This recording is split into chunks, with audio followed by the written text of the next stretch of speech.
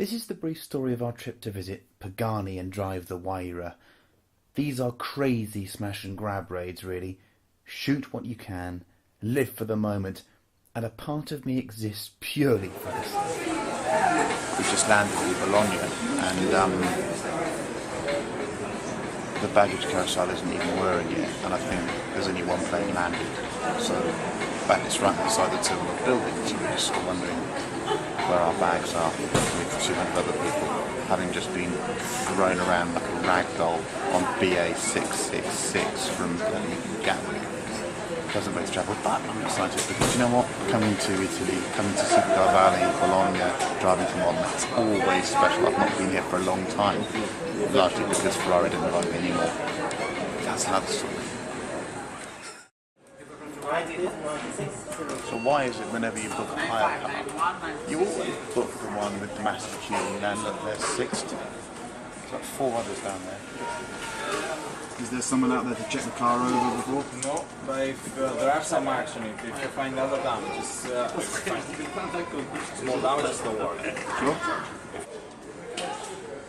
We didn't get a sat nav because my credit card would have bounced, and being Italian he told me that he wouldn't charge me if there were any small scratches on the car, which means he will charge me. Rental car bingo, so we don't know what we're going to get. I take the box for the cheapest, shittest car, of course, as you do. So I'm thinking Fiat Panda. What do you reckon? Yeah? Fiat Panda? Yeah, that sounds like a good shout. Maybe we could squeeze all of our kit and us into a 500. Okay. Neil, where's Hertz? Flip the key. Hertz. Hertz. 59. There she is. Panda. Some marks on it. Fucking hell. He described as some small marks. And it needs reshelling. What else is wrong with it? Look at this. This is why this country's brilliant. I just went in there and said, look, the hire car's completely knackered and it's got massive damage. So I wrote, big damage. And the guy just said, yeah, don't worry about it. From the airport, it's a 20-minute wobble in the shagged Fiat, then dinner with the chap who has the fastest name in the world, Luca Venturi, Pagani's PR man. And wouldn't you know it, as we discuss aerodynamics and weight distribution over steak in balsamic vinegar, test driver Davide Testi, a man with another very, very quick name, pops by on his way home. The owner of the restaurant immediately absconds from his duties for a photo with the car. In fact, everyone photographs this remarkable looking machine, including me. And then Davide leaves as only an Italian test driver can leave.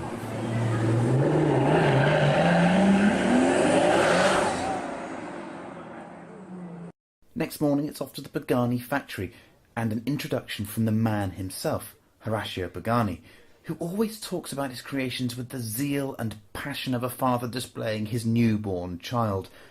Better still, the tall bloke to the right is Ola Kalinius, the boss of AMG, which builds the Waira's twin-turbo V12. He was in town to experience the car for the first time. The Sondai's good. This is better. I'm going to have to look at the fine print of my contract after all. But there's only so much talking you can do in the presence of a car like this. First, you want to be on your own with it, to drink in that shape and those incredible dished rear wheels. And then you have to just go and drive it.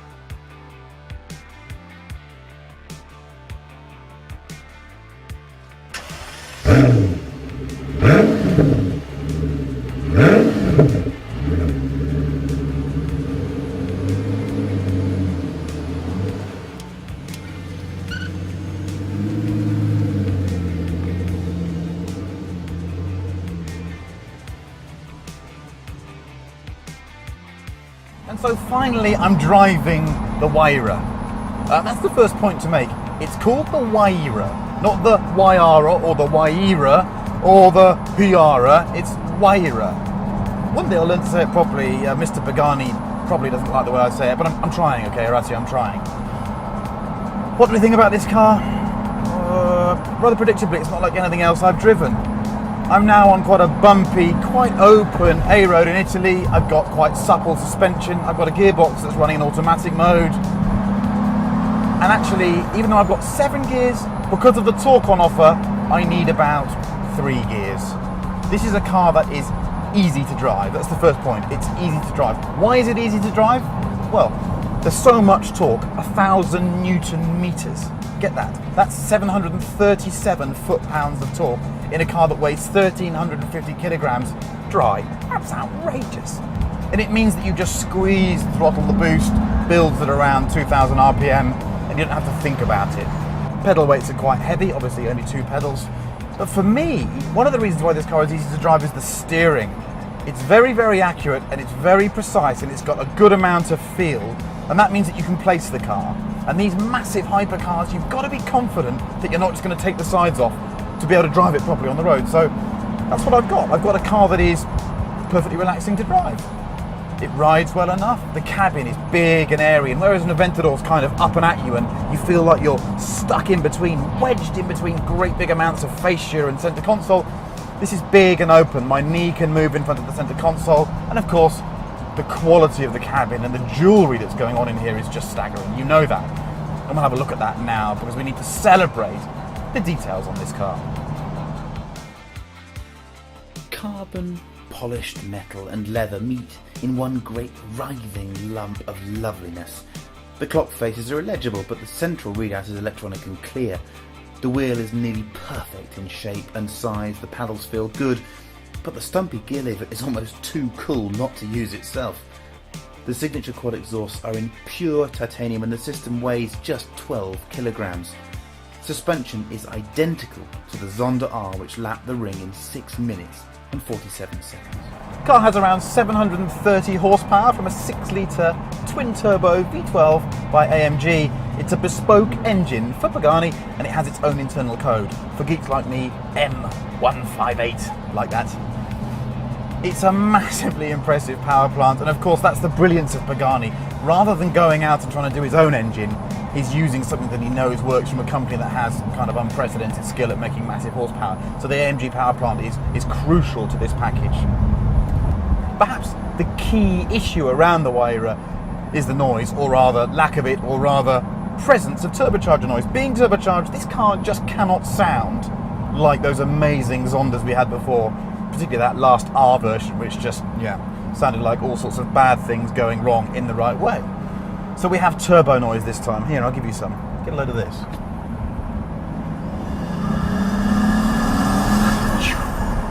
Now, interestingly, Pagani has worked hard to try and tune that noise. It's the first kind of turbocharged car that I've driven that has got deliberately tuned turbocharger noise, and there's wastegate rattles and fizzles, and there's lots going on.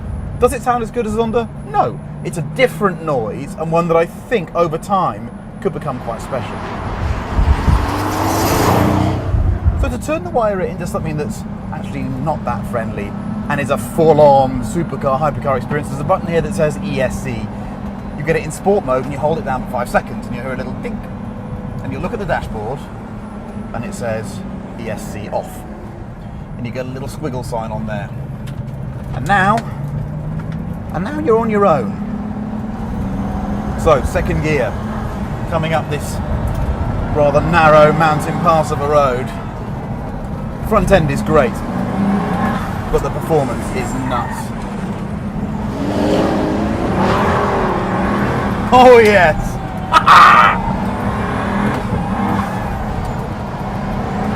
Front is really good, so we've got no understeer really, but coming out, it's spooling up everywhere. It's just nuts.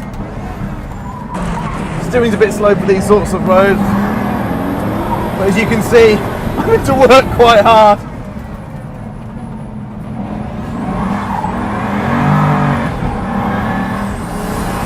It's an animal, guys. It's an absolute animal.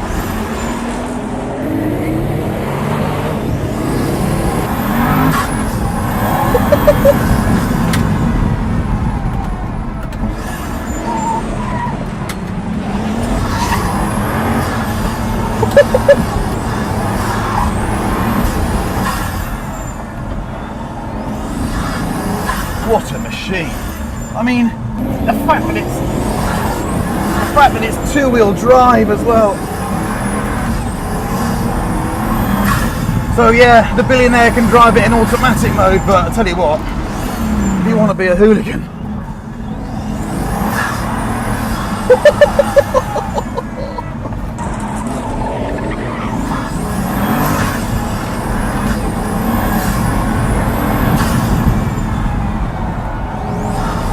what a machine. I can't say too much, I'm just going to concentrate on driving it. God, it's fast. Does it feel like 730 horsepower? It feels like more to me. When the boost comes, it's furious, and you just hang on. You really do.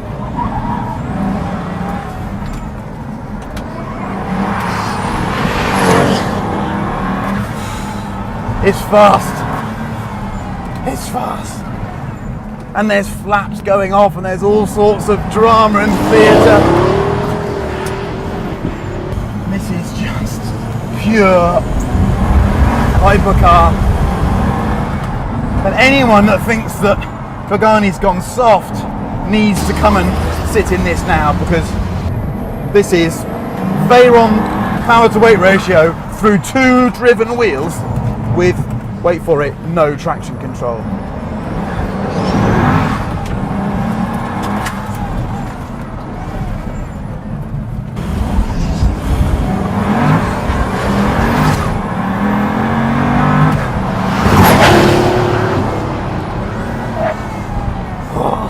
It's a tonic. I need to back away for a minute because that's so full on. You know, you want to match that, you've got to buy yourself a needle with some brown stuff in it, because that is just remarkable. Is that legal? I'm not sure it is, but Jesus Christ. 730 horsepower, 2 wheels, no traction control. Horatio, I salute you.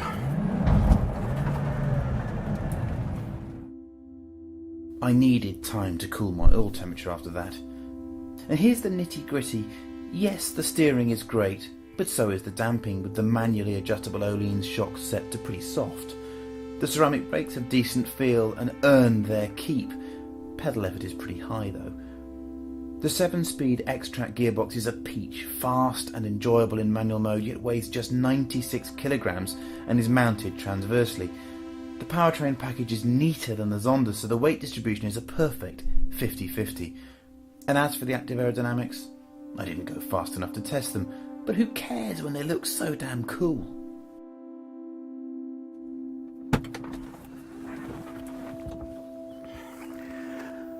When I first saw the Wire, I wasn't entirely convinced because I didn't think the styling was quite as cute as the Zonda, and I was worried about this twin turbocharging aspect.